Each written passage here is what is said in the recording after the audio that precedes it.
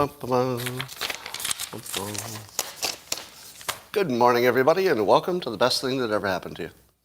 Yep, it's called Coffee with Scott Adams, and it's going to be lit today. Off the hook. It'll be provocative, entertaining, possibly change your life. All of that in the period of just minutes. It's amazing, really. Do you think we could do even better than that? I do. And all you need is a cup or a mug or a glass, a tankard, chalice or stein, a canteen, jug or flask, a vessel of any kind. Fill it with your favorite liquid, and I know you like coffee, some of you. And join me now for the unparalleled pleasure, the dopamine hit of the day, the thing that makes everything better, including the pandemic. It's called the simultaneous sip, and it happens now. Go. Yeah, powering up. It's like a battery that just got fully charged. Wow. It's amazing. Well, while I was waiting to go live here today, I was getting catfished. Got some messages from a nice woman named Christina Basham. And this nice woman named Christina Basham, who doesn't seem to know who I am, is interested in maybe a relationship. I look at her picture, and she's very beautiful. Very beautiful. And so I texted back, and I said, you think I will believe you are my wife? And the catfisher said, yes, baby, I missed you. This is not your best catfisher. And I said, I am standing next to my wife right now. Catfisher says, you are married? Oh, no. And I said, I'm married to Christina Basham, who is with me now. Catfisher says, oh, LOL. LOL. So my last message was, nice try. Where are you based? Nigeria? I'm actually curious. I want to find out where this catfisher is based. And, and since I got an OLOL, obviously he knows, whoever it is, knows that I know it's a scam. I wonder if he'll just tell me. Say, oh yeah, I'm over here in Detroit or someplace. But anyway, if you didn't know it, my wife's photo from social media is widely used on social media by catfishers. Catfishers, yeah. And about once every 2 weeks ago or so, we get these disturbed messages from people who say, but I've been sending you money for years. No, you've been sending money to a photograph with somebody else. Well, here's the story of the day. Do you know entertainer Cher? She was walking out of a movie theater and saw this beautiful young couple and asked if she could take their picture, just because they were such a good-looking young couple. So she takes their picture, posted on social media, and it became a big viral sensation. And here's what she tweeted. She said, when we were coming out of a movie, I saw a beautiful couple. He was taking her picture. She had flowers. I said, can I take your picture? I had my mask on, so they didn't know who I was. Maybe just a crazy woman. That me. It could be. It could be that they didn't recognize her, this 20-something beautiful young couple. It could be they didn't recognize Cher because she had her mask on. That's one of the possibilities. The other possibility is that they're a young couple who have never heard of Cher. How many people in their 20s even would recognize Cher? Right? Am I right? And, I feel I can speak to this phenomenon because there aren't too many people, in high school who could name Dilbert as a comic strip either. But I like her little blind spot that the reason they didn't recognize her is because she had a mask on. I'm going to start using that. You've never heard of the Dilbert comic strip, youngster? Is it because I'm wearing a mask? I think it'll work. Well, CNN is all a Twitter. Not on Twitter, but they're all a Twitter. Their hearts are fluttering because there's some news that is, it's just like candy for their hearts. And it is that the lawsuit brought by Dominion, the election voting company, they're bringing a lawsuit alleging that Fox News personalities, including Tucker Carlson, Janine Pereiro, Sean Hannity, and their on-air guests, spread lies about fraud in the 2020 election that hurt Dominion's business. It's one of several lawsuits that they're doing against right-wing or right-leaning entities, I guess.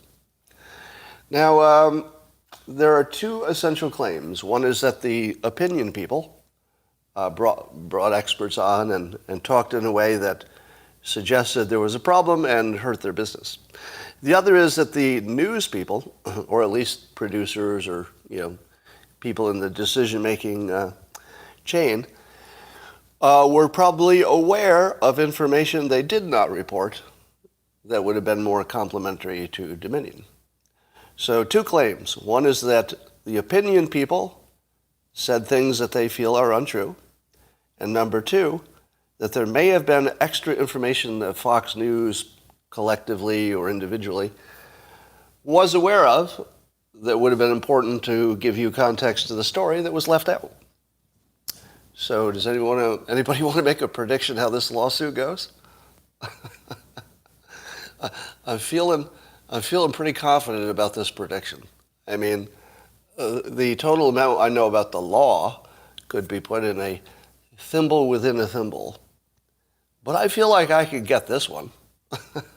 Now, I don't know that it'll be dismissed or thrown out.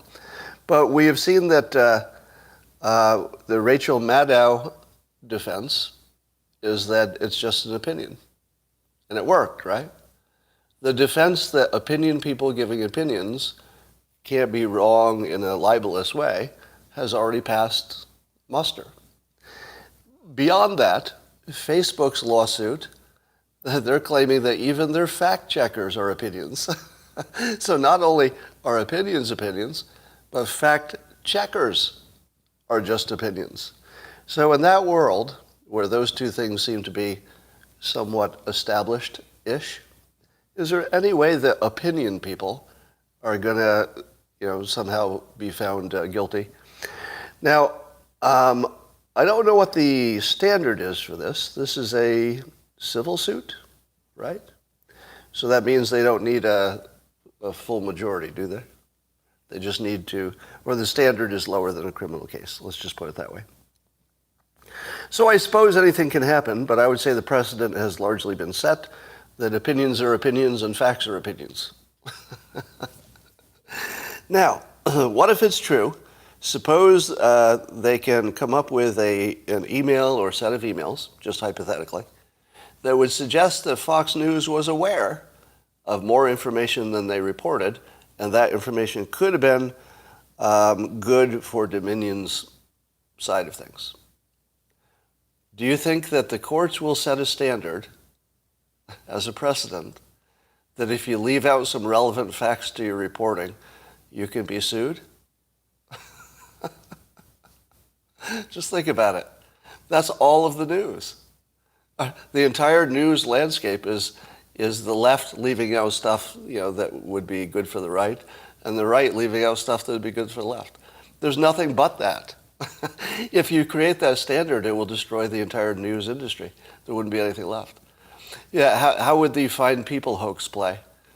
Do you think that if Trump sued CNN for the Find People hoax, you wouldn't find any internal communication saying that they knew that they'd clipped off part of the video to turn it into a hoax?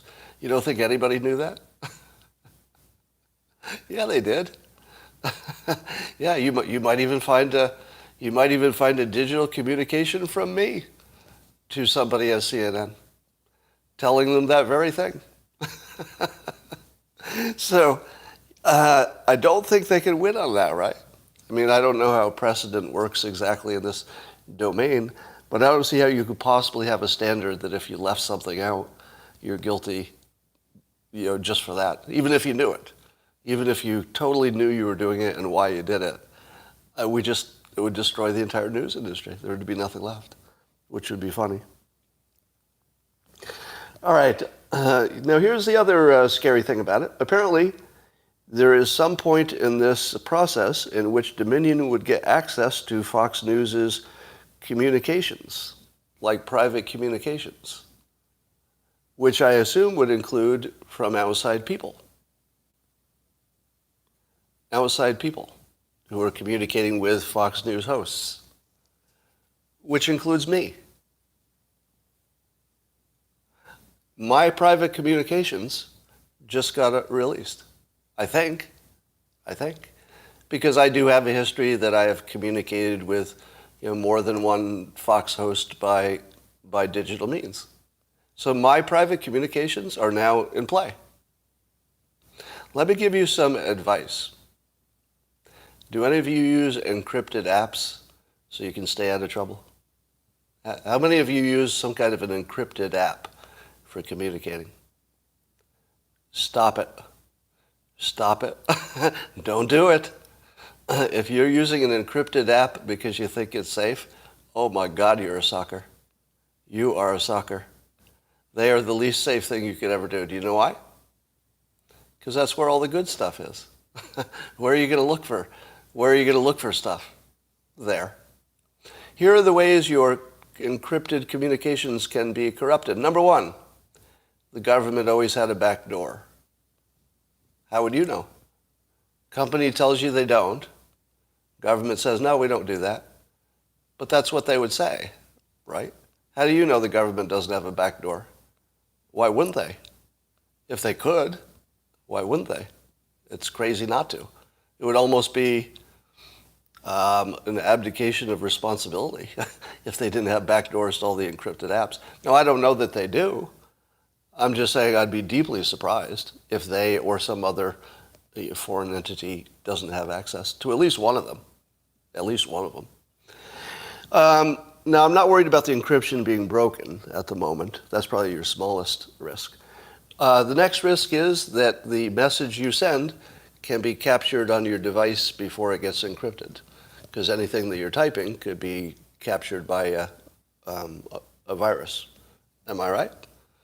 A hacker could install something on your phone or device that would capture your message before it even got to the encrypted part, right? Keylogger, yeah. And I imagine they could take a screenshot or something. You would have those options. How about when it reaches the destination? And then it's on the destination phone and it's on the screen. Could a hacker get it if it's on the screen? I assume so. It's just a screenshot. How hard would that be? So it's definitely hackable, and it's definitely corruptible by some government entity. They would lie to you because that's their job. In this instance, it would be their job to lie to you. So if they're doing their job, you wouldn't know. But here's the biggest part. Anything you send to somebody, they can show to somebody else. That's it. Anything that you show to another human, that human can just show it to somebody else. Right? And no matter how much trust you put in the encryption, you're just looking in the wrong place. It's not the encryption you have to worry about. It's all the people. So never send a message over digital means that you would be in serious trouble if it were outed. Just don't ever do it. No matter how private you think it is, just don't ever do it. Ever. Not once. I wouldn't do it under any condition, ever once. And it doesn't matter if you're running for office or not. Because you see in these cases, you could be completely, unrelated to any kind of crime, and somebody could open up your messages. You've seen my messages in the news, haven't you? I'll bet you've seen a private message of mine in the fucking news. I have. And I don't know how that happened. Anyway, here's some good news on fusion. Now, of course, you have to take all fusion good news with a grain of salt because, for 30 years we've had fusion breakthroughs that never reached any conclusion. But apparently the industry has been chugging along, and they are making incremental breakthroughs all the time. It seems to be, as Sam Altman told me a few years ago, it's now an engineering problem where they just have to figure out how to iterate quickly. Well, apparently this big breakthrough, and I don't know the science behind this, I'll just read this. For the first time, a fusion reaction has achieved a record, blah, blah, energy output, exceeding the energy absorbed. Oh, sorry, that's not come on me. So they're saying that they've, achieved some fusion breakthrough. But I think what they really achieved, if you read the article, what they really achieved is a way to view it, or to actually measure it, which apparently was something they couldn't do before, because all these, super hot reactions, how do you know what's happening in there so you can adjust it? So they have some kind of mechanism now that they can see what they're doing, and they can know if they're adding more or subtracting more. And apparently that just opens up a big, a highway toward getting it done. So I think this is further evidence that it's an engineering problem. We're down to iteration and testing, and that's it. It's just innovation and testing. Why are you saying something about Cernovich? Is there some Cernovich news today that I don't know about?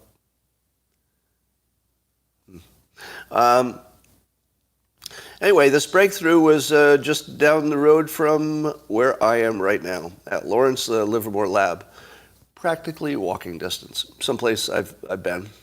I've given a speech at Lawrence Livermore Lab. So it feels kind of real to me because it's literally, I know people who work there. It's just like right down there, and they've just right down the road have created maybe the most important technology of all time. All right. I heard from a German high school teacher today, Connor Widmeyer. Connor might be watching today, so hi, Connor. And he tweeted this. He said, I taught the user interface for reality. This is a micro lesson that I did on locals. I can't remember if I did it publicly, too. But I talked about how to use different filters or frames to view reality and how to potentially interact with reality. And Connor says he taught that lesson to his German high school today. And he quoted part of it. He said, first you must accept the frame at least as a filter, meaning you don't have to accept it as truth, just accept it as a way to predict the world. And then he said he gave examples about religion, and they were blown away. Now, the thing that blows me away is that something I was doing here is being taught in high school in Germany, in one class. But it turns out that a lot of things that I do get taught in schools. So a lot of the Dilbert material has been packaged up to teach in business schools. So there are lots of business school classes of that. I think there are some psychology-related classes that use Dilbert as a lot of examples. So Dilbert is used in schools, and then the systems versus goals, the talent stacking, and now the user interface for reality. I know my book, God's Debris, is assigned often in college courses. So weirdly, I have all these connections to education that I wasn't expecting. So the Salvation Army took a real big hit on their donations because they had some kind of a guide they put out within the Salvation Army that said that white culture has challenges it needs to overcome, among other things. This was just something that was within it, including they have to get over their denial of racism and their defensiveness about race.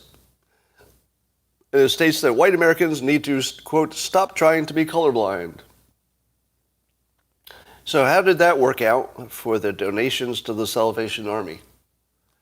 Yeah, down by about a third. So who was it who said everything woke turns to shit? Was that Trump? Is Trump the first one who said that? It's it was Trump, right? Everything woke turns to shit. There will never be a more accurate predictive rule. I mean, I thought I was good at predicting, but you can't beat this. Everything woke turns to shit. You just see it over and over and over again.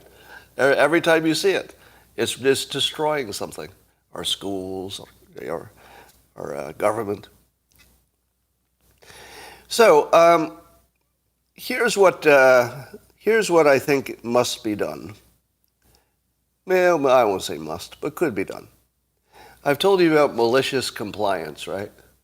The idea that you can destroy something by embracing it and acting like it's real and important, if you think it's not. How would you do that in the case of this wokeness and the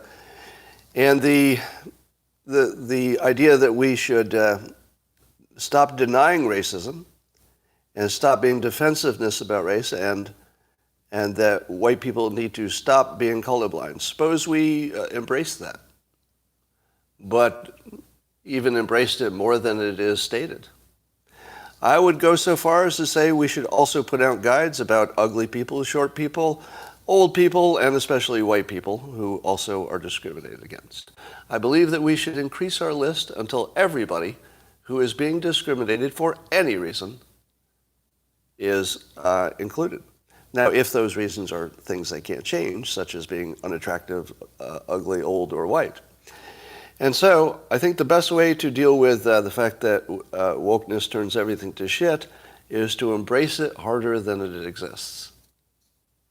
And say, wait, why are you stopping this with people of color? That's a big problem, but it's only one of them. Why would you stop there? Why would you allow the world to be so unwoke when there were easy ways to wake it up even more? Why would you stop at half woke? I don't want your half woke bullshit. Give me full woke. Full woke or nothing. So I would call this a half woke attempt. I've told you before that the solution to all the wokeness is, do you know what the solution is? To embrace it fully. So that if somebody says, hey, I think something's happening because I'm black, instead of saying, no, that's not happening, there's no racism, that's a dumb approach. Right? It might be true in a specific situation. It might be more true than false, but it's a dumb approach that doesn't work. You want to embrace it and take it further and say, absolutely, you are being discriminated in so many ways, because it's true. You know, systemic racism, totally true. If you're arguing that it doesn't exist, that's just a bad argument. It certainly exists in the sense of the teachers' unions. That's the worst systemic racism. As long as that's an obvious example, I don't think you can say it doesn't exist. And surely it exists in other ways throughout society, in all the ways that they describe. But you know what else exists? All the other stuff. All the other stuff really exists. It's true that short people don't get promoted as much. It's true that if you have any kind of a difference, you're ugly, you're overweight, you're whatever, you're going to be discriminated against. So let's get all that in there. And I think that the best way we should deal with each other is to acknowledge, instead of ignoring the color or ignoring the difference, we should just go right at it. Just go right at it. We should be able to have like a conversation like every minute. I wonder if that happened because you're black. You should be able to bring that up anytime without any kind of provocative pushback. It should be a legitimate question. I wonder if that happened because you're short. Also legitimate. I wonder if that would have been the same outcome if you were more attractive. Also totally legitimate. Why not just put it all out there? Put it all out there and say, yep, I lost 2 careers for being white and male. Some of you don't believe that, but there's a whole backstory there in my corporate days. I was told that directly, by the way. That's not me reading between the lines. My bosses told me directly they couldn't promote me because I was white and male. Now, that's just true.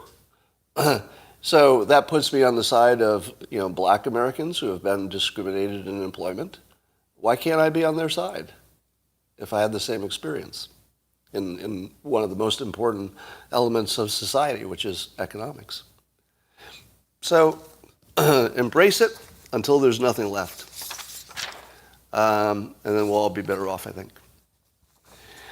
Well, there's another blockbuster report coming out of the January 6 hearings, congressional hearings.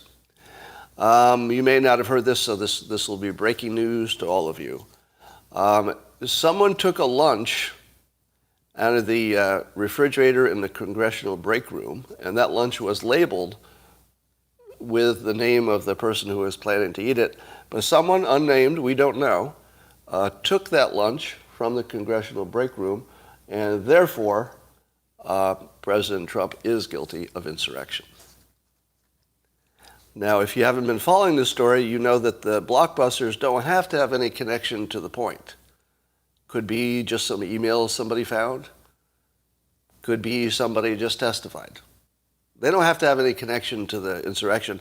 But everything that they come up with, we have learned from CNN, is connected to proof that Trump is an insurrectionist. So until that missing lunch is found, I'm going to have to say he's an insurrectionist, because logic. You all know about the elf on the shelf? If you're coming to us from a non-American country, I don't know if you have that tradition, where a little elf doll is put on the shelf during Christmas. Well, in breaking news, the elf on the shelf got a roommate. It's Biden's legislative agenda. Rasmussen has a poll. It says the House of Representatives, people asked what they thought of their, how well they're doing their job, and the public, 30% of them said that it's either excellent or good, the House of Representatives. That feels high, doesn't it? Doesn't that seem high? And then in the Senate, 21% of them were rated, 21% of the public said that the Senate was excellent or good. That also seems high, because isn't the approval of Congress in general like in the teens? So this is the weird way that people answer poll questions. If you ask them to approve of Congress in general, it'd be like 18%. But if you say, how are they doing? 30% said excellent or good. So I don't know which number is closer to reality here. And then Rasmussen asked about Build Back Better. Do people support it or oppose it? 38% support it.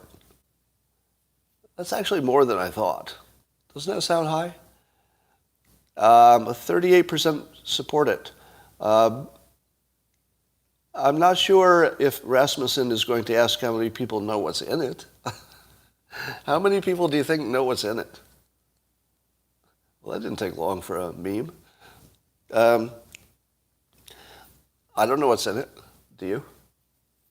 I know individual things that are in it, and I sort of recall I've read a number of articles where things are mentioned, but I don't have a comprehensive sense. If you said, write down all of the main items in it, just a high level, I don't think I could do that, could you? So, we just hear about individual stuff.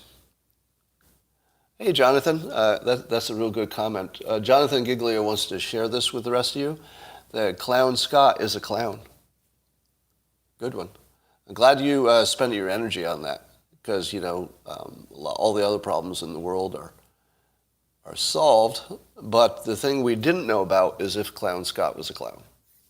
So thanks for doing that instead of exercising or teaching your kids something valuable. We're all the better for it. I appreciate that. All right. 17% said they weren't sure if they could support the Build Back Better. I would say that 17%. Usually I mock the uncertain, because most of the questions you really should have an opinion on. But this is one, I don't know. 17% said, I don't know. I feel like that's the right opinion. I don't know. If you just focus on what it would do to inflation, then I guess it would be easy to have a coherent opinion, which is, no, that's too much. Sort of the Joe Manchin approach. It's just too much. That's a reasonable opinion. Could be true, could be false, but it's reasonable. 45% oppose Build Back Better. Yeah, I really thought it was more. I would say a reasonable person could throw the 17% unsure into the opposed. Because if somebody said to you, we're planning to spend $2 trillion, And we don't know if it'll be a good idea or not. What do you say? You don't even know what it's about. You're going to spend $2 trillion? We don't really know. I mean, some people say yes, some people say it'd be good, some say bad. Well, if you don't know, good decision-making usually is biased toward don't do it, right? You don't put $2 trillion into something you're just guessing about. So the unsures, I think they're slightly opposed-ish, especially if they don't feel well informed. Anyway, J&J, do me a fact check on this. Didn't J&J, who said they're not recommending the J&J shot anymore because of side effects? That's true, right? Oh, the FDA. Yeah, so the FDA said they're not recommending the J&J shot. So they would recommend the Pfizer and the Moderna first over the J&J. So what does this tell us that we didn't know before? Number one, it validates my strategy. Does anybody remember what my vaccination strategy was? What was my vaccination strategy? Anybody? Wait as long as you can. Wait as long as you can if you can socially isolate. Right? I have the advantage that I can isolate better than most people. So in that specific condition, which might be unique to me, waiting until we know as much as possible makes sense. You sort of have to game it, what is waiting too long and what is not. But I waited. I haven't gotten the booster. At the moment, I'm leaning against it, but I'll still wait for more information. But I'm glad I didn't run out and say, give me whatever you got. Because remember, wasn't the FDA saying it doesn't matter which booster you get? Doesn't matter which ones you got, you can get any one of the three.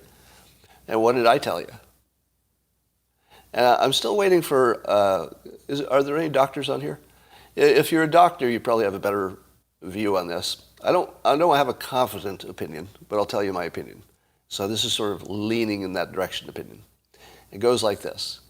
If you did not have a bad reaction to whatever vaccination you got, and you don't really have any tests to tell you what to do next, is it smarter to get a different vaccination that could have different level of side effects, or is it versus getting the same that you had no side effects, or could that put you over the limit of how much of that one kind of vaccine you've got? Which would you say would be just commonsensically, if you did not have the benefit of data, because we don't, what commonsensically would be safer? Doctors only, please. If you're a doctor. Tell me if you're a doctor in the comments, please. Yeah, I don't know. Stick with the devil you know. So your doctor says Pfizer is a smaller dose than Moderna, but that's also why it works less, right? Wasn't Moderna the highest efficacy? Dr. Matt Wayne says go with what you had before. Dr. Johnson, I'm not sure if you're a real doctor. You're a troll. I'm a doctor, don't know. All right? Yeah. Here's another... Dr. Johnson's all over this one. Doctor, Moderna is the best, highest amount of antigen. Don't mix and match. All right, so here's another one of those sort of edge questions. The FDA, with all their experts, said, go ahead and get whichever of the shots you want. Scott said, if you don't have better information, get the one you already had. Who had better advice? Because a lot of the decisions we're making, there's a big question of should you trust the experts or trust somebody who's just good at decision making? Because it's different, right? I don't know. I feel like the edge is for me, because I don't think that we have, especially if you had the Pfizer. If you had the Pfizer shot, which is a lower dose than Moderna, that's like a slam dunk, isn't it? That you would get the Pfizer shot again. But if you had the Moderna shot twice, Now maybe just a little extra Pfizer, similar platforms, technology. Is that better? I don't know. I think my bias would be to stick with whatever I got, but know that if you stuck with the Moderna, your first 2 doses would be the highest dose of that type, and then by the time you got the booster, you would be well into highest ever of that technology. So that's a risk. All right. Let's talk about Pfizer and their 55 years to release data. Everything you knew about that was bullshit. Okay, let's start there. What was it even I believed? I hope I showed enough skepticism in this story, because I should have, in retrospect. But do you know why the 55 years? Does anybody? Or it was 75, but it got lowered to 55. The 75 I think got lowered to 55. It got revised. But does anybody know why? All right. Well, so Andres Backhouse was tweeting about this, and even the FDA criticized, the FDA for its, data sharing and stuff. So nobody's happy that it would take so long. But here's my best take on it. Apparently, the FOIA requests, the requests where I guess any citizen of standing can request government information that shouldn't be secret. So there are so many of them now, like even private companies are doing these all the time for competitive reasons, et cetera, trying to figure out what the competition is doing. There are so many FOIA requests that the FDA couldn't possibly do them all. All right, so the first thing you need to know is that the amount of requests is this big, and the staff for all of those requests, not just for vaccinations, but for everything the FDA does, for everything, the staff is like a pinprick. So the amount of staffing they have is nowhere in the neighborhood of what they would need to get the job done competently. All right. So that's the first thing. Second thing is that I guess there's a lot of stuff that has to be redacted, which means you have to pore over it, and you probably have to show it to 3 people to make sure you redacted the right stuff. And I can imagine that if you've got a gazillion pages of stuff, you just couldn't even staff up to do that. There would be no way to staff up enough, because you'd have to have people who are trained and know what they're talking about. I mean, I don't think you can get there from here. And so I've got a few comments on this. Number one, I think what's happening is malicious compliance. Imagine you're the FDA, and it is your requirement, it's just a legal requirement, that if people ask for this information about anything the FDA is doing that's non-private, that they have to give it to them. So you imagine you have this incredibly understaffed group of people who do these requests at the FDA.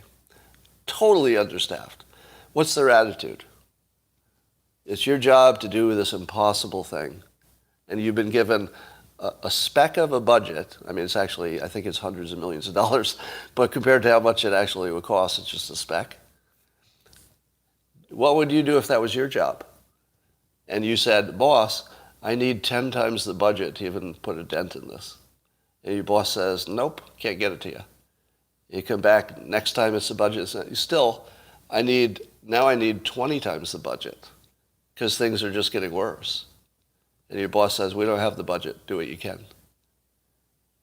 You know that's the real situation, right? You don't even have to be there to know that that's true, or something like that anyway. So what does the average employee, whose job it is to do the impossible, their boss has given them no budget and a job that's literally impossible, what does that employee say? Do they say, nope, I quit, I'm just not even going to do that for you? No, not in any world does the employee say that. Not in any world. Here's what the employee says. Absolutely. That'll take, based on the budget we have, the resources that you, my boss, have allowed me. Let's see, with the resources you, my boss, have given me, calculate, 75 years. So let's do that. I'm all in. And your boss says, no, wait a minute, what? Yeah, 75 years. With the resources that you've given me to do this job, I'm all on board. Let's start this today. Can I get going? Why are we talking? I should get going on this. Your boss says, wait a minute. 75 years, that would be like it's worthless. It's not even worth doing. And your employee would say, no, this is totally worth doing. These are very valuable requests, and I want to put all of the resources I have that you've given me into this request. Very important. I think we need to do this for the public. Should take 75 years. Can I get going on that? And then what does your boss say? Well, the boss either has to say, I got to admit, it's my fault. I couldn't get you properly funded. Or does the boss just take that number to his boss and say, fuck it. I'm just going to take this boss to my boss. I'll just take this to my boss. They said 75 years. What would it take to get it done faster? $3 billion of extra funding on top of the $300 million a year or whatever it is. It's pretty high. And staff of 15,000. And then we could put a dent in it. Never going to happen, right? So I think this is a malicious compliance story about a bureaucratic situation within the FDA. It has nothing to do with Pfizer. Now here's the second question. How much of that information is the important stuff? Suppose you just said, all right, I see how that could take 75 years, but how about you just give us all of the data results with maybe some underlying data. Don't you think they have that in a packaged form? Are you telling me that these randomized controlled trials weren't packaged up already? No, nobody thought to put all the data in one place? Maybe put it on a spreadsheet? Of course they did. So how long does it take you to get all the data that's already packaged up? It shouldn't take too long. Now, suppose you wanted more than that and you wanted all the emails about it. Well, that would just be the emails since the pandemic started, right? And you would just do a search for keywords, do a search and say, give me every coronavirus, COVID, or related term, and you just send them over. If you had all of their digital communication internally and all of their trial data, how much extra are you going to get from all the other 74 years? Probably not a lot, right? There's got to be some kind of 80-20 rule here, but I feel like it's more like a 99-1. Like the 1% of the data is really 99% of what you need, feels like. I don't know. I could be wrong about that very easily. Very easily could be wrong about that. But that's what we know about it. If you thought this 75-year thing was some indication that Pfizer had knowledge that there were problems with the data, I believe that is thoroughly debunked at this point. I think it's really an FDA problem. Scott's grasping at straws. Tyrone, you're an asshole. Goodbye. Do you know what you could say? You could say what I got wrong. You could add context. All right, so Russia, I'm going to talk about Dr. McCullough on Joe Rogan after I do this next segment. Are you ready for that? How many of you want to know my full opinion on Dr. McCullough and what he said on Joe Rogan? Oh, I know you're going to stay for that. But first, let's talk about Russia, who has offered a clean sheet deal framework with the West. Almost as if Russia finds it in their interest to be our almost ally. Because, in my opinion, the arc of history is unmistakably bending in that direction. Meaning that in the long run, Russia will be our ally. We should just get over it and make it happen. It's going to happen, because it has to. Because we're going to need each other in space, basically, and with China's rise. So if you know it's going to happen, and I think Russia does, and I think we do, I find Russia's offer productive. Now, I don't think we're going to make a deal based on these terms, but let me read the terms, and then you tell me how far off this is from something that we might be able to do. Now, I think we would have to add more to it. So this is their offer. It's not something that's needs to be evaluated as an actual deal. It's just their first offer. But this is a pretty strong first offer. There is one part of it that's an instant deal killer, but they know that. And I would say that maybe we could work with it. All right, here it is. So here's what Russia wants relative to Ukraine and the situation over there. They want to rule out further NATO expansion in general. around their border, and Ukraine's any path to it. So they don't want Ukraine to be part of NATO. Reasonable or unreasonable? Reasonable or unreasonable? Now, we would like to treat that as unreasonable, because that would be the proper negotiating stance. Nope, no way. Because if you have to give that up at some point in any form, you want to get something really big in return, right? Here's what I would ask for in return. No cyber attacks on each other. Now, is that something we could actually get or determine that we had gotten? Would we even know who's attacking us? I don't know. Is there a cybersecurity expert on here who could tell me, could we ever make a cyber deal that we could verify withholding? Can anybody tell? Is that even possible? My assumption is probably not. But we keep acting like we know when Russia has hacked us, right? With Hillary's email and such. So part of this, maybe if we tried to make a no cyber hacking deal, we probably couldn't get that deal, could we? Dr. Robert Johnson says, I'm shocked Scott fell for the 75 years excuse. Sad, such a sheep. Well, we'll block you today. All right. I feel if there was any way to make a cyber attack, truce, I think you'd have to throw that in there. I would say that blocking NATO's expansion without that is a non-starter. What do you think? I think any discussion of limiting NATO anywhere can't go forward as long as Russia is cyber attacking us on the regular. Who would agree with that? So the first thing is, don't assume that their list is the list you negotiate from. We can add our own stuff. And it could be that we get more benefit from hacking them than they get from hacking us. So maybe we don't even want to offer it. It's possible we don't want to offer that. I think you'd have to be pretty deep into that world to know if that makes sense. How much do we learn from Russia hacks? Good question. Wrong. Scott doesn't understand that Russia ought to be our ally. I'm just saying Russia ought to be our ally. What are you talking about? Cyber attacks are status quo, but I feel like we should be at least trying to negotiate some way out of that. I don't know. Then they're asking not to deploy additional troops outside any country which they were in before some date, blah, blah, blah.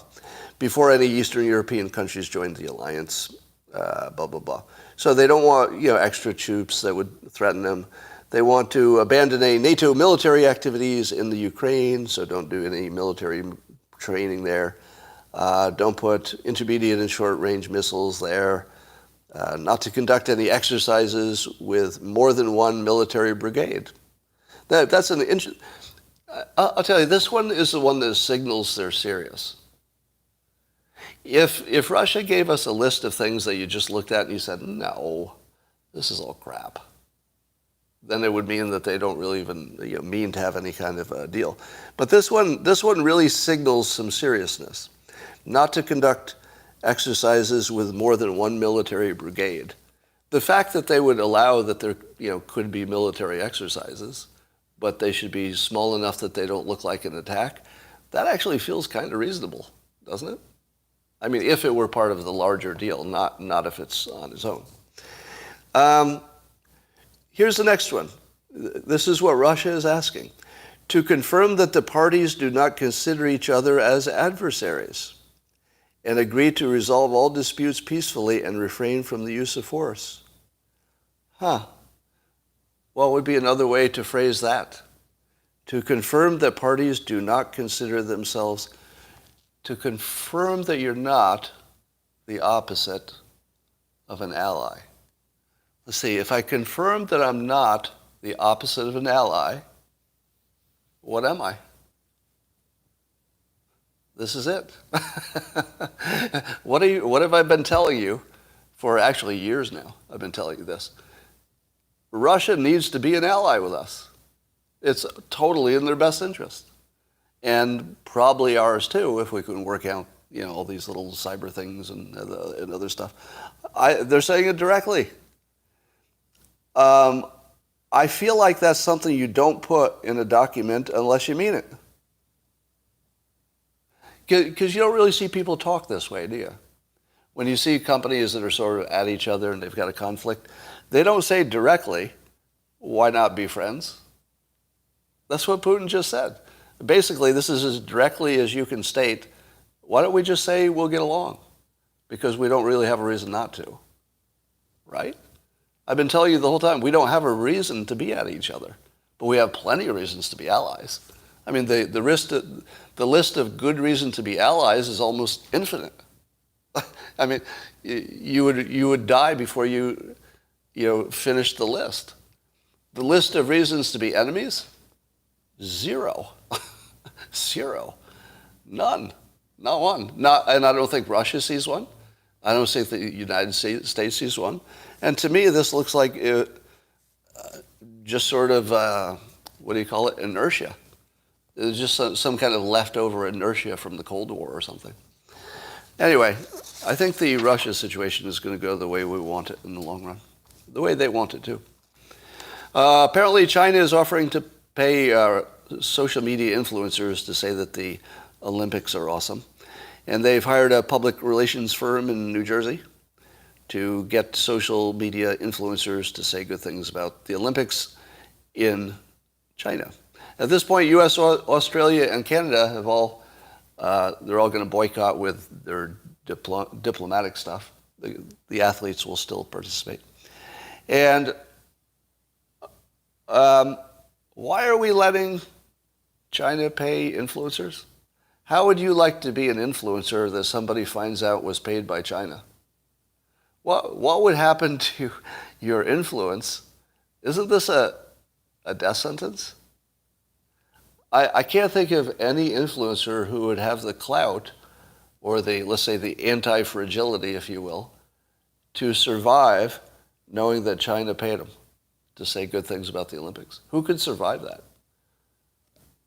I'm so curious if this company that took their money, the $300,000 to get these influencers, I'm so curious if they can find any. Now, it doesn't take much money to influence an influencer because there are a lot of them who don't have much money but have big platforms. So maybe you can find somebody who'll take money for anything.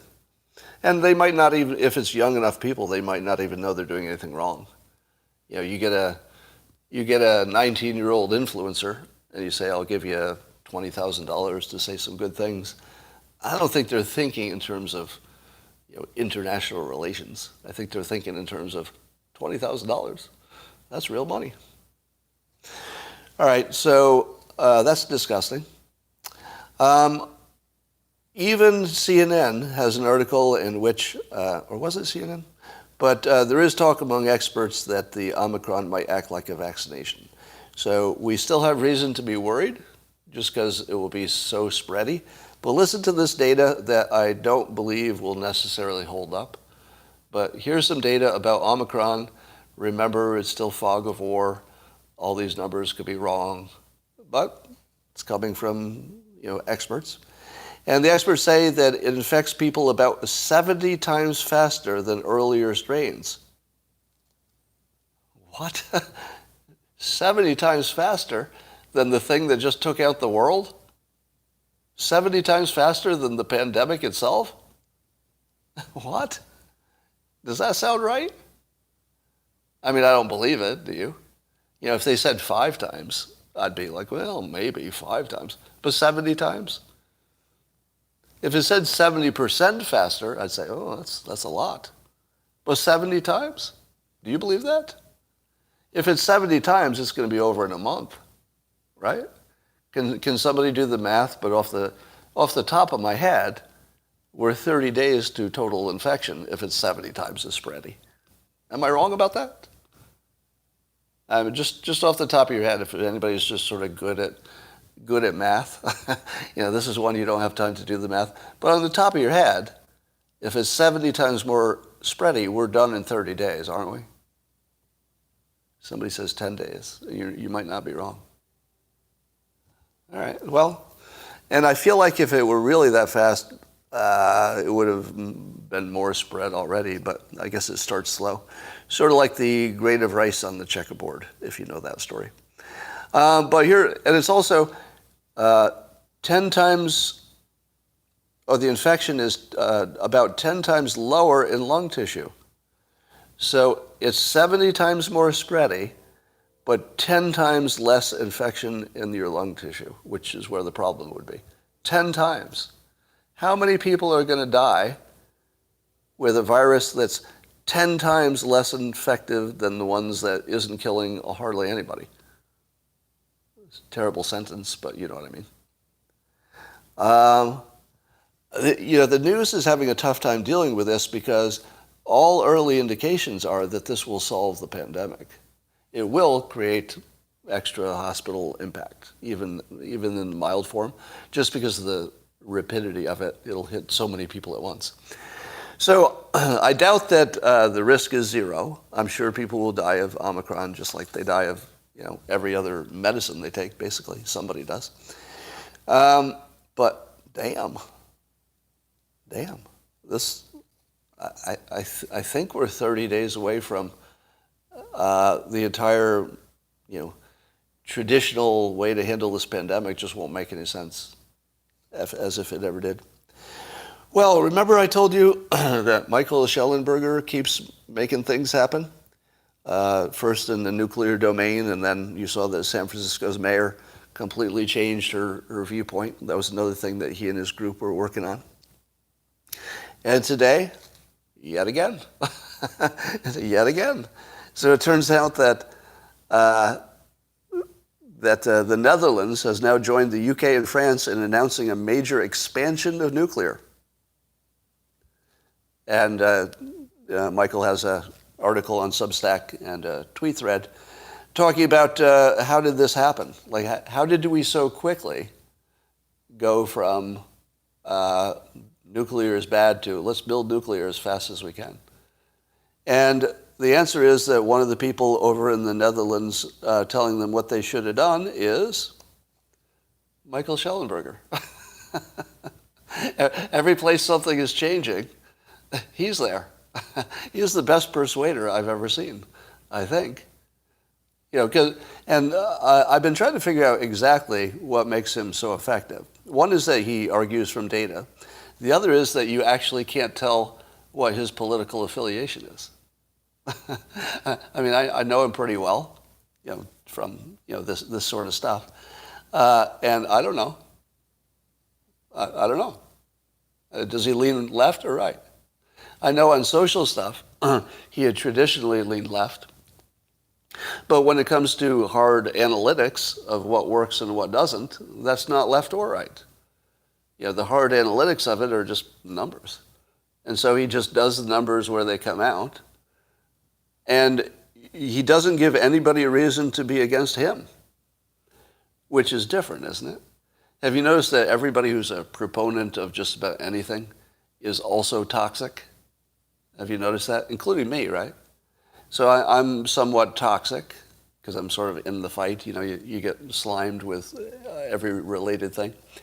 But somehow, Schellenberger, I think mostly by staying out of the true political parts of the questions, he's not backing any candidate or anything. So I think that may be the brilliant part of what he did. Everybody thinks that he's on their side. And guess what? They're all right. Everybody who thinks that Michael Schellenberger is on their side, they're all right, because he's on all of their sides. He's just telling you what works and what doesn't. That's it. There's nothing else there. He's just, this works, this doesn't, based on the data. Debunk this, debunk that. But if you take his impeccable persuasion skills, you add it with probably a better ability to analyze things than anybody else who's in this conversation, my God, he is cutting a swath through bad opinions like nothing I've ever seen. Now, interestingly, he picks the domains in which, if you believed the correct information, you'd get a better result. Which is interesting that they even exist. Why does it exist that anybody thought that, say, removing, defunding the police was going to help? Like, why was that ever even a conversation? So he can get into conversations where people are completely irrationally blocked and somehow break the logjam. It's really remarkable. So keep watching him. I asked this question. Here's a primer for you. If you saw that a medical expert disagreed with a person who was an expert in data analysis, and the disagreement was about the validity of a study. So that's the only question, the validity of some study. And there was an expert who had every medical qualification and, just really deep medical qualifications that are exact to this domain. The data analyst doesn't have any of that, but is just good at looking at studies. And they disagree on whether the study is good or bad. Which one do you believe? Who do you trust? The expert or the other expert? Yeah, the correct answer is the data analyst, because there's only one expert in the story. See, it's a trick question. I gave you a setup where there was only one expert. Because if you're looking at data, that other stuff isn't going to help you. Does the data look right? Did they do it right? Did they have proper controls? That sort of thing. So, as Andreas Backhaus points out, one of the things that Dr. McCullough, who we'll talk about, who was on Joe Rogan's podcast, one of the things that he tweeted, the doctor did, is a study about people with young people with myocarditis, and they found that like 98% of them had myocarditis, and these are people who had been vaccinated. So he tweeted that. Now that's pretty.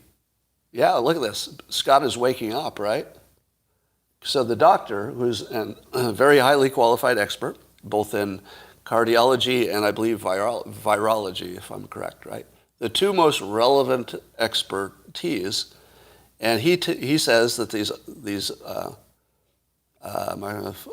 these vaccinated people, 98% of them, and they're young, had in fact myocarditis. So that's what the expert said, and he sent that around. Am I woke enough yet? Does anybody think I'm woke enough now? On YouTube, there's somebody here say, "Oh, now you're getting it, aren't you?" Okay. But as we mentioned, the good doctor is an expert in cardiology and virology, but not data analysis. Not data analysis. I'll tell you somebody who's good at data analysis, Andreas Backhaus, who looked at that tweet and informs us that the 98% people who had myocarditis are selected from a group of people who had myocarditis. Does it sound like I said that wrong? No, they found out that 98% of the people with myocarditis have myocarditis. That's what they found out. Because they only study people who had clear symptoms of myocarditis. If you study people that the doctors say, well, that's definitely myocarditis, and then they look into it and they do the imaging, they go, yep, sure enough, there's some myocarditis there. What would you expect? All it says is doctors are pretty good at spotting myocarditis. But, and so that's what Andres points out, that it was a completely misleading headline. But this is something that your doctor, who is very qualified, as far as I can tell, in all the relevant fields except data analysis. So I did as you requested and listened to Dr. McCullough on Joe Rogan. And here are some of my thoughts. He said a bunch of things I agree with, first of all. So for a long time, I was listening and I was thinking, well, where's the provocative part? Because I agree with that, I agree with that, I agree with that. But as things went, it got a little more interesting. So he did not see, the doctor did not see some obvious conspiracy theory to prevent hydroxychloroquine or ivermectin. So it didn't sound like he was saying there was some organized conspiracy. Would you agree, those who watched it? He was not claiming that. He was claiming incompetence. Now, do I disagree with the notion that there was incompetence, especially about early treatment options. I do not disagree. Does anybody? It was a fog of war, everybody trying as hard as they could, bureaucracies, blah, blah, blah. You would expect massive amounts of incompetence as we, struggle to get the right answers. So I think that's a fair characterization of what happened. A lot of incompetence, but that's to be expected. Not appreciated, but expected. Now, here are some claims. And by the way, Joe Rogan, I thought, did a really good job in the interview. I don't know, for those of you who watched it, I thought Joe took just the right tone of letting the doctor speak, but pushing really hard on some questions that the doctor wasn't quite answering to my satisfaction. I thought he did a really good job on that. And it's really hard to hit that exact tone where you're clearly being skeptical about what he's saying, but you're still showing him full respect because you don't want to shut him down or make it into some kind of a fight. So I don't know if anybody really realizes how good Joe Rogan is at this stuff, right? I mean, who's better, really? It's hard to think of anybody. Especially because he gives them enough time to say whatever they want. My only problem with that model is that there should be an expert there, or an expert on the other side. Why? Let me give you an example. When Dr. McCullough said one of the reasons that we know, and fact check me on this, because I don't want to say a claim that he didn't make. So just correct me in real time if I say something wrong. When Joe Rogan was asking him effectively, why haven't other countries, why is it, if there's something going on with ivermectin and hydroxychloroquine, why is it it's happening everywhere at the same time? It's exactly the right question, right? I've asked that question a number of times, which is, if these things work, wouldn't there be somewhere on Earth where they're working? Because even though you can imagine an American conspiracy and even a global conspiracy, easy to imagine, but would it get every country? Because every country had a pandemic, every one. You tell me there's not one little country that couldn't just say, all right, we're going to use ivermectin because we don't have vaccinations. We'll just get rid of it. So in order for the doctor's opinion that the signal is very strong, we don't have a randomized controlled trial. Everybody would like that, but it's impractical within the time frame. He's saying that the signal of the benefits of these drugs is so high from studies that are not perfect, and the risk is so low, that clearly it makes sense. And then Joe kept pushing on that question about why are these other countries not having the big result? And then here's the payoff. And so then the doctor proved his thesis by giving you several examples where ivermectin had completely squashed the pandemic in their country. So, are you good? So examples were Peru, Mexico. I think he said it's a first level thing in Japan, but none of the Asian countries had trouble with it, so I think that's a special case. So let's just take two of them, Mexico, and then I think India. India might have been on his list. What would happen if you spend 5 minutes Googling Peru and ivermectin? Well, you would find out that it did not change anything in Peru. So the claim that it worked in Peru, there's no data to support that. In fact, the data says the opposite. You can see the introduction of it and you don't see an effect. Mexico, no data to support it. India, no data to support it. And there is that speculation that ivermectin might take care of worms. So, well, that's what it's for. So if it did that, it might help some people who would have had one extra challenge. They get rid of that challenge, maybe they can survive the COVID better. But it wouldn't be a direct effect on the COVID under that theory. So if you believe that the doctor's hypothesis is correct, that these drugs have a signal, they're working, then you must explain to yourself why his biggest examples are clearly debunked. Now, How do I know the debunk isn't wrong, right? Well, ask Peru. Don't you think if Peru had used ivermectin and it just squashed the pandemic, you don't think more people would be taking ivermectin? Really? If that really happened, this would be over if that was true. Clearly it's not true. It's not true anywhere. In fact, every example he gave where people are using it with success just doesn't exist. And you can check for yourself. Just Google it. Google his name or Google Peru and ivermectin. Just Google it up. You see for yourself. 5 minutes. Not any of his examples are real. Now, given the Andres Backhaus example, where we saw that, at least in that one example, apparently, I can't read his mind, right? But from the outside looking in, it looks like he misjudged a data analysis, or at least mischaracterized it. Secondly, the examples he used as the main things that prove his point, and here's my problem with the Joe Rogan model. If Andres Backhaus was sitting in the chair next to him, Andres would take out his laptop and say, "Pop, pop, pop, pop, pop, here you go. That example is debunked.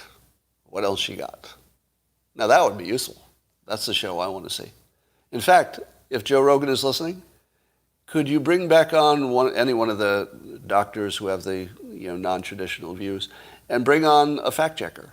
It doesn't have to be Andres. He's in Germany. That might be hard. But just bring in a fact checker. It doesn't even have to be in studio. Could be, I think you could do it remotely, right? But that's my request, to not do the rogue doctors unless you bring on a fact checker. Now, I don't want somebody who just has the opposite opinion, because that's just a fight. You want somebody who doesn't have any dog in any dog in the race. Bring on Daniel Dale. Bring on CNN's fact checker, Daniel Dale. Just have him sit there as an advertisement for CNN and say, "Look, here's my fact checker, here's my expert," and just have him working on his laptop, because it's a 3-hour show, right? If you got a 3-hour show, you can just check all the facts right there. You don't have to wonder. Scott, am I going to take the Pfizer pill? I will give you the same answer I gave for the vaccinations. I'm going to wait as long as possible. I might, but I'm going to wait as long as possible before I do. So, let's say, what else did happen from that? I do think that the doctor was right about the no early treatment protocols, but I feel like he has a data problem about monoclonal antibodies. My understanding at the beginning of the pandemic is that we knew from pretty much the beginning, at least I did. I did have some information that you didn't have a long time before you had it, that Regeneron works. I can't tell you how I knew that, but I knew it months before it was public. And but the problem I understood is to make enough of it. Can anybody give me a fact check on that? My understanding is that the monoclonal antibodies were mostly a problem of how fast you could make it. Because I think that what Dr. McCullough may be interpreting as part of that problem of bad early treatment protocols is that some of it just wasn't available. Like even if you knew it worked, you couldn't get it. Right? But I think he's spot on by saying we should have released the doctors to, maybe be a little more creative with their solutions. Because I don't know what does or does not work, but if doctors were experimenting with their people and giving them hydroxychloroquine or something, I feel like the doctors should have been able to do that. So I agree with them on the big picture. So here's my bottom line. I hate to do this, but I just feel like it's important, because we're all trying to understand who's credible and who's not. And I have an impression of the good Dr. McCullough that I'm going to share with you now, that I'm going to tell you in advance feels unfair, even though I'm going to say it. Right? This feels unfair. But I also think it's important. And I just want you to have this filter. You've heard the phrase, it takes one to know one. Well, when I watch Dr. McCullough, he's one of me, I think. All right, so that's the part that's the provocative part. And by one of me, I mean a grandiose narcissist. Now, there are several versions of narcissists, and I put myself in the category of a grandiose narcissist. It's a specific kind. Some of the narcissists are just toxic and bad for the world.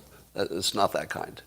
The grandiose narcissist is trying to build up their own image, self-image and reputation, but by doing something useful for the world and making sure that you knew it, right? I do that every day. I don't think you could have a better example of a grandiose narcissist than me. I literally tell you that's my business model all the time. It's more like my psychological model than my business model, but I combined them. And I literally want to help as many people as I can. That's the books. That's why the topics of the books I write are that. That's why I do the micro lessons. That's why I do most of this. But I'm also self-aware that I do it because that feeds something in me, right? That maybe I'm not proud of. But it's sort of like capitalism. Nobody would say greed is a positive element of life, but if you don't have greed as part of your capitalism model, it doesn't work. So I would say that narcissism is just one of those double-edged things. It's obnoxious, can have a downside, but in some cases, the person who wants to change the world and get credit for it is contributing.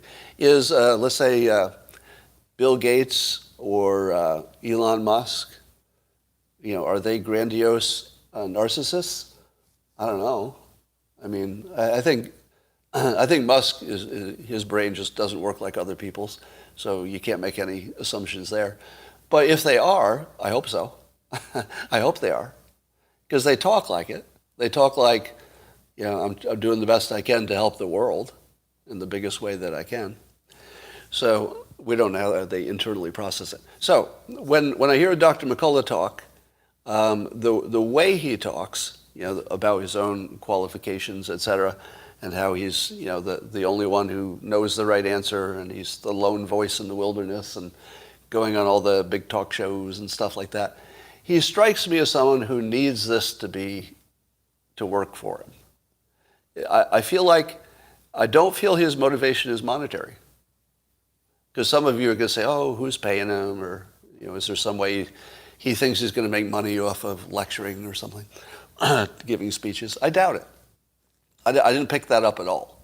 Now, again, right, nobody's a mind reader, right? So anything I say about another person's internal thoughts, you should automatically say, well, how do you know? That's the right stance to take. But it's just my impression that his motivation looks like he really wants to help. I think that's real, by the way. So, if you could pick a personal doctor, pick this one. He looks like he's a really good doctor, because I think he really, really wants to help people. But it's because it feeds him as well. And there's nothing wrong with that. Nothing wrong with that. That's not a criticism.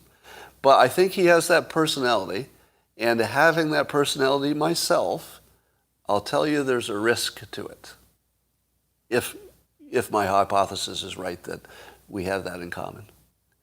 Which is, you can easily blind yourself that you found the thing that will change the world. Do you know how many times I've thought to myself, I think I found it. I might be the only one who found this. I just found something that changes the world. Do you know how many times I've had that thought? And then I have to use every power of rationality to squeeze it down and say, okay, maybe you're being a little too gullible. Maybe you're being a little too optimistic about Omicron being a vaccination. Maybe you're a little too optimistic about this fusion technology, that sort of thing. So the blind spot that a grandiose narcissist would have, and I'm putting myself in this category, is a little too much optimism about what we can do. You feel that? Have you ever seen me do that? To have too much optimism about what I can do, just personally, to make the world a better place. Right? Yeah, and read JFK Jr. Oh. All right. JFK Jr. is probably, I'm sorry, RFK, right? It's RFK. His credibility is really low, you know that, right? Which is not to say he didn't get this one right. But here's what doesn't help, reading one person's book. I want RFK to be on Joe Rogan's show, sitting right next to Daniel Dale or some fact checker, could be Andres or anybody else. And then we'll have a conversation about RFK, okay? But if you're saying read RFK's book, you're telling me to do something that I know to be psychologically crippling. Because you would get one person's opinion and no counterpoint. That's like you telling me, hey, I'd like you to run a marathon, but could you start the marathon by cutting off one of your legs? That's what it feels like. Thank you, Tora. I appreciate that. Is RFK still alive? Yes. So just know this. Every time you tell me to read a book or listen to one expert, I automatically think you're not good at analysis. Right? Nothing personal. Because as I often say, nobody's good at anything unless they practice it, right? Or if they've been trained or if they have skills. So people who have been trained in data analysis are good at it. And people who have not been trained think they're good at it, but they don't know the difference. Read all the books. You're right. What about the Elon Musk tweet? Well, we talked about his tweet about me the other day. All right. Scott's Peru debunking. Need your own comparisons. Well, I'm not sure if the point you're making is that the debunks themselves get debunked. But I would tell you this. If you look at, say, who is it? Is it factcheck.org who sometimes debunks things that are true? But when you see somebody debunk something that's true, there's a way that they do it, which is sort of avoiding the question or modifying the question as they go until you're not really even on the same topic by the end of the fact check. Have you noticed that? But a fact check that I usually depend on is one that says, the claim is X, here's the data that shows it's wrong. Usually I'm going to go with a fact check on that one, usually. Because if the person who made the claim wasn't even aware that there was data that debunked it, that's a problem. Now, if the person said, I'm aware of the data that looks like it debunks it, but there's a problem with that debunk, then I'd be, oh, okay, now it's a tie. But if the person making the claim is not aware of the argument against it or doesn't include it in their presentation just so you know that they know it, I go with the debunk in those cases. So look for the debunks on the question of Peru and ivermectin. Make your own decisions. Dismissing Japan as a mistake. Just watch Dr. John Campbell. Is Dr. John Campbell somebody who might have appeared on a show without a fact checker sitting next to him? I'm just guessing. How many times can I tell you the same fucking thing and you'll just say, well, what about this expert? Let's do it again. Let's do it. Let's practice this. I'm going to tell you clearly as possible that the last fucking thing I'm going to take as credible is one rogue expert talking to an interview who doesn't know what the fuck he's talking about. Now, that's not Joe Rogan. He's great at interviewing. So now you're supposed to say, oh, but what about this expert who doesn't have a fact checker? Go ahead. See how that goes.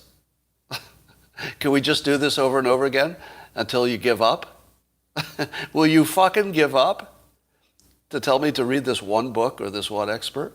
It never, ever is a good idea. Not ever, ever, ever. There will not be an exception. There will not be. But If there's an objective source that shows the, the plus and the minuses and the whole picture, I would definitely like to see that. All right. All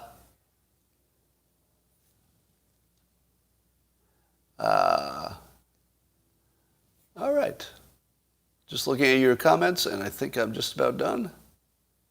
Yeah, the thing that's missing from live stream technology is I would like to live stream and have a split screen with two remote or one remote person, and we're not there.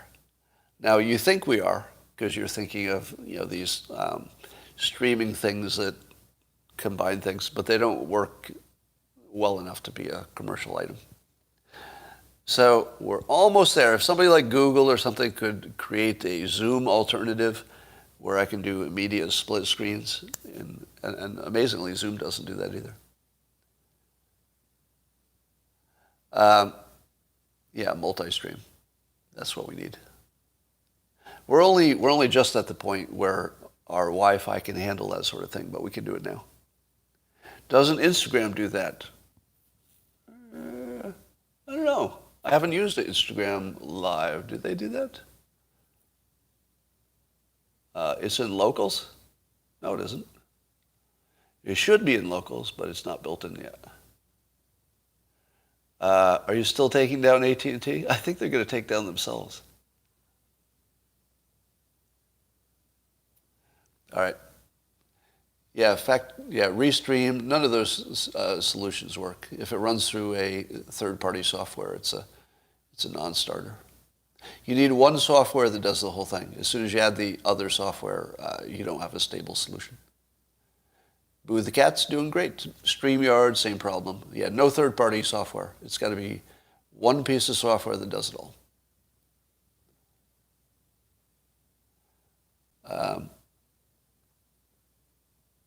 All right, that's all I got for now, and I will talk to you tomorrow.